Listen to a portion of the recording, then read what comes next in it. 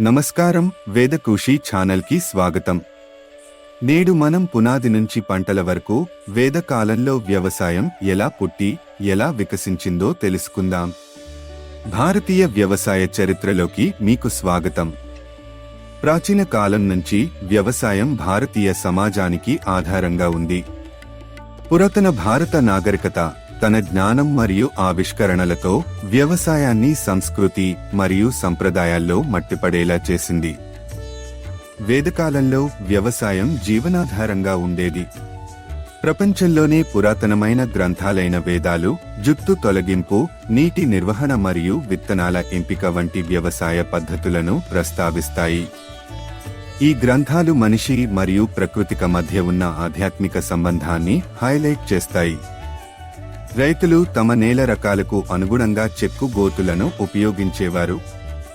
నెమ్మదిగా కత్తులు, కొడవళ్లు, గొడ్డళ్లు వంటి లోహపు పరికరాలు విస్తృతంగా ఉపయోగించబడాయి. ఇవి వ్యవసాయంలో వ్యవస్థీకృత పద్ధతుల ప్రారంభాన్ని సూచించాయి. భారత రైతులు వివిధ రకాల పంటలను పండించారు. వరి మరియు గోధుమ వంటి ధాన్యాలు ఆహారపు ఆధారంగా ఉండేవి. పత్తి, చెరకు మరియు నువ్వులు వంటి నాణ్యమైన పంటలు వాణిజ్యానికి ఉపయోగించబడేవి. భారతదేశపు గొప్ప నదులు గంగా, సరస్వతి వంటి నదులు సారవంతమైన నేలలు మరియు నీటి వనరులను అందించాయి. ఋతుపవన కాలంలో నదుల గండి భూములను సారవంతం చేసేవి. ఇవి వ్యవసాయానికి ప్రధాన ప్రదేశాలుగా నిలిచాయి. రైతులు అధికంగా పండించిన ధాన్యాన్ని గిడ్డంగుల్లో నిల్వ చేయడం ద్వారా కరువు మరియు దుర్భిక్షాల సమయంలో ఆహార భద్రతను నిర్ధారించేవారు.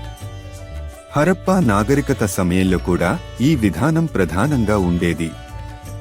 వ్యవసాయం కేవలం ఆహారానికే కాదు, ఆర్థిక వ్యవస్థకు మూలాధారంగా నిలిచింది.